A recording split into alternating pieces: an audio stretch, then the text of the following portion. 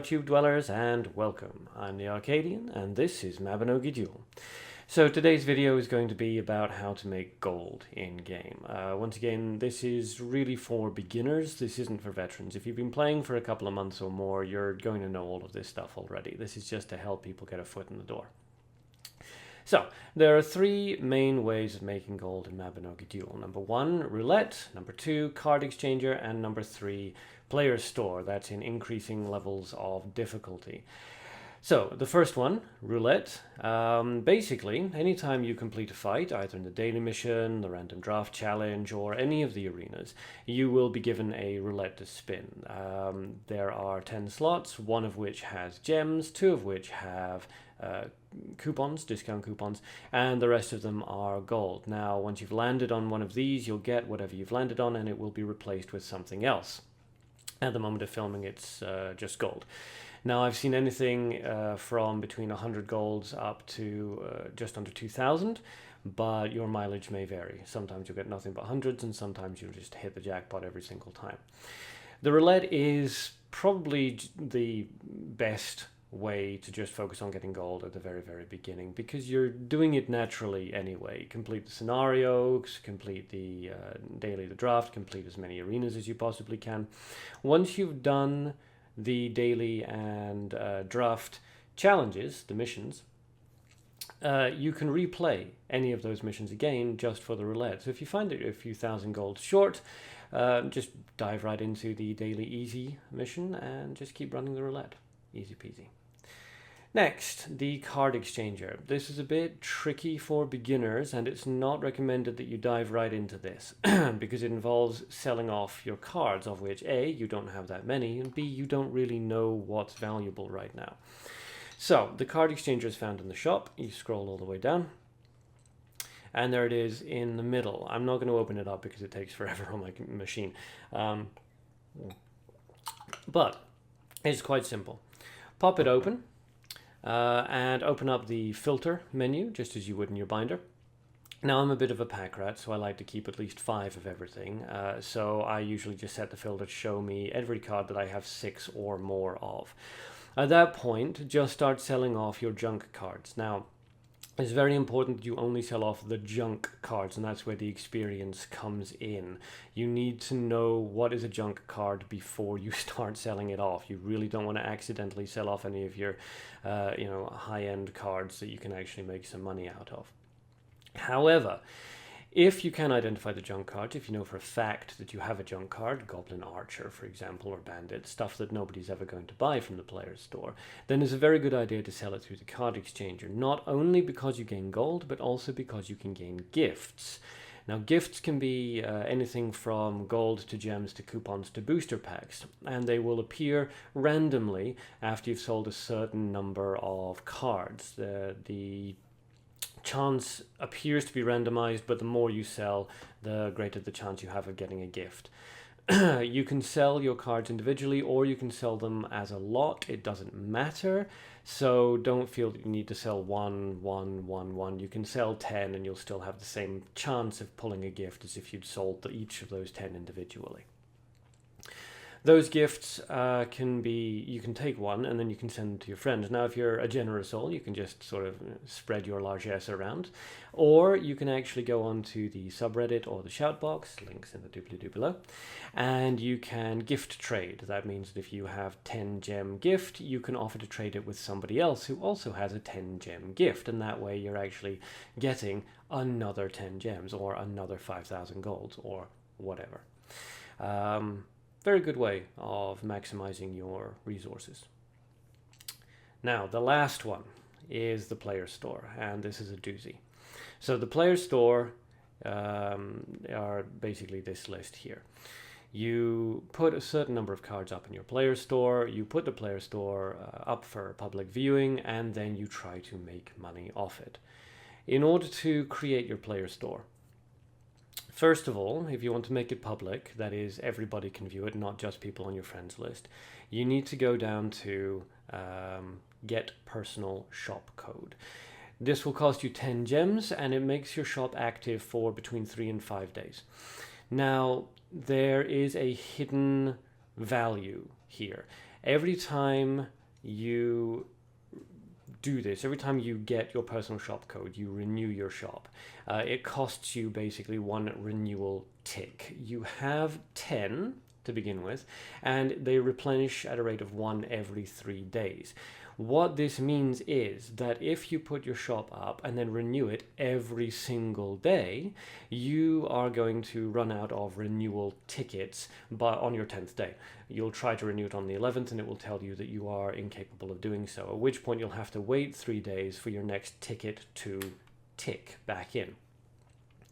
So it's highly advised that if you want to sell cards regularly, if you don't want any downtime for your store, only renew once every 3 days. That means that you will always have a full complement of tickets, and then if you happen to get a really lucky pull in a booster pack, you get a couple of super powerful mutants, really good stuff that you can sell for millions, then you have some extra tickets there that you can just quickly boost your shop up with. But for the beginning, just renew every 3 days. The 10 gems does seem a little bit expensive to beginners, I know, but you can get well over 20 gems a day just by doing the daily and the draft missions, so you can keep yourself going quite easily. Once you have your personal shop code,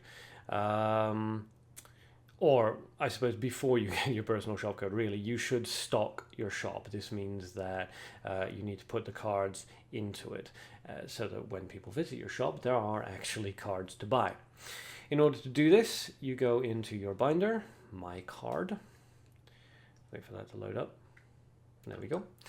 And you select the cards that you want to sell. Some of these are going to be quite obvious. You know, you want to sell the mutants that you know everybody is using, or the massive 5-star cards that, you know, you have this huge big fanfare when you pull out of your booster packs. But some of them are not so obvious, and even the ones that you know you want to sell, it can be difficult to decide how much to put them up for. So there is a fairly simple formula that you can use for the basic cards. Now, this was developed, to my knowledge, by a user on the subreddit called Mixus, and he created this fantastically detailed guide, which I will link in the description box below, so definitely check that out. It goes into a lot more detail than I'm going to go into here. It touches on mutants and special cards and collaboration packs and all this kind of stuff. You absolutely should read the guide if you're planning on using the player store. However, for basic cards, and again, I stress this is for basic cards, not for the mutants or the collaboration cards. This is just for basic cards, stuff, you know, like Bandit and this sort of thing. The formula is, take the gold value that you can see in the top right-hand corner, you can see for Bandit is 154, and multiply by 8.5. And then round down to the nearest, you know, nice number. If it's 1,362, just round to 1,300 kind of thing. Now, if you don't want to sit around with a calculator, all you have to do is just multiply by 10 and then dip it down slightly to account for the extra value. So, how do we know if something is worth selling? Well, let's take Half Goblin, for example. We pop him open. He has a gold value of 100. Now, I don't have a calculator on hand, so we'll just do the multiply by 10 thing, up to 1,000, dip it down a little bit, let's say between 8 and 9,000. So, we're thinking, all right, 8 or 9,000, how much? If we click on register, it says here, yes, no, 1,000, 8 or 9,000. What am I talking about? No, obviously not 8 or 9,000, 1,000. 800 to 900. So if we click on register in personal shop, you can see that the base price for it is 500. Now, if we're going for 800, and it's generally a good idea to choose the lower value. A, it means that you're going to sell the card faster, which is good because you want the money. And B, it means that people are more likely to add you as a friend and then visit your shop regularly because you've got a reputation as somebody who's selling cards either for a reasonable or a slight bargain price. So, 800 golds. Now, 800 golds is only 300 golds above the base asking price. It is so close to the base asking price that we can assume that's not really going to sell. And as you can see, it starts out at 100 anyway, which looks like a base price. So, nobody's buying that card. That's a shame. We scroll through a little bit more, and we come across the Mana Book of Knowledge. Now, this is a mutant So the formula doesn't necessarily hold, but we'll use this as an example. So the Mana Book of Knowledge has 2,198. If we multiply that by 10, obviously 21,980. Roll it back a little bit, we're talking 19, 20,000. If we try to register that, it says 10,000. Now, if we're going for 19 or 20,000, that is double the price of its base registration. So that card is definitely good for putting up in the player store. Now again, it's a mutant and the formula doesn't quite hold for mutants, but that's the general rule. If we scroll into, let's say, Magic Missile, multiply that by 10, drop it down a little bit, let's say 3,000. If we register in the personal shop, base price is 500, definitely worth putting Magic Missile up in the shop. And so on and so forth ad infinitum. Now, once you're done doing that, you've put all of the cards into your shop that you want to sell, and always try to fill up your shop. You don't want empty spaces. You want as much choice as possible, so that even if somebody doesn't want the card they originally came into your store looking for, they might look at something else and go, oh, yeah, okay. So once all of that is done, you come out of that, and you scroll down here to Personal Shop, tap on that, click on Go to My Personal Shop, and here's your shop. Now, mine's a little bit empty. I had some good sales this morning. But third stage of Player Shop is to pick a card to be your main card. Now, this is also called your cover card, and it's what appears on the left-hand side of the Player Shop list. Now, what you want to put for your main card is not necessarily the most expensive card. It's not even necessarily the rarest card. What you're looking to put in is the card that most people are going to want to buy. So if I look at my store right now, it's not great, I admit. But out of all of these cards, what is somebody most likely going to want? Well, not Missing, that almost never sells. It's up there as a test, basically.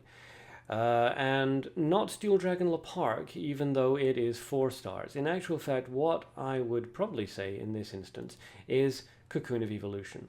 It's a fairly common card. It doesn't go for a hell of a lot of money, but it's a very, very popular one. And almost everybody uses at least one deck that contains Cocoon of Evolution.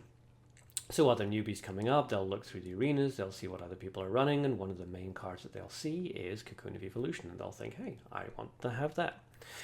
So you pop open the card that you want to put as your main card, and then down at the bottom you would say select as main card, and update it.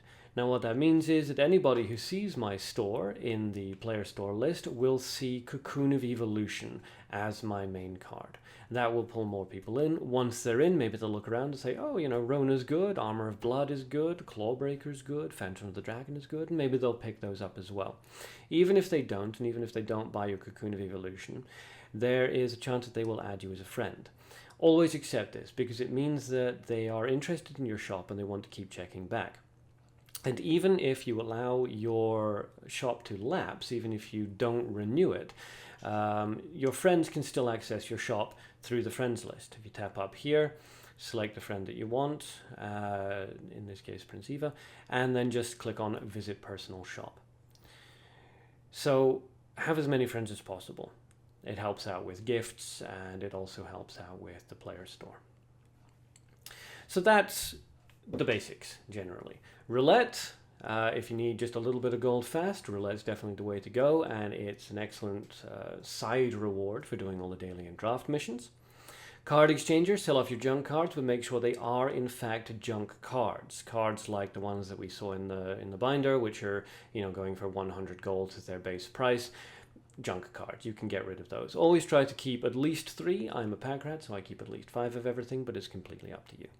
And then player store, this is where you'll earn the vast majority of your money. You can make it either by selling a lot of smaller, cheaper cards, or you can make it by selling a few really high-powered, high-value cards. It's completely up to you. Again, check out the guide in the description box below. Mix has spent an awful lot of time on it, and it is really, really in-depth. If you're going to be using the player store, you absolutely need to read that guide.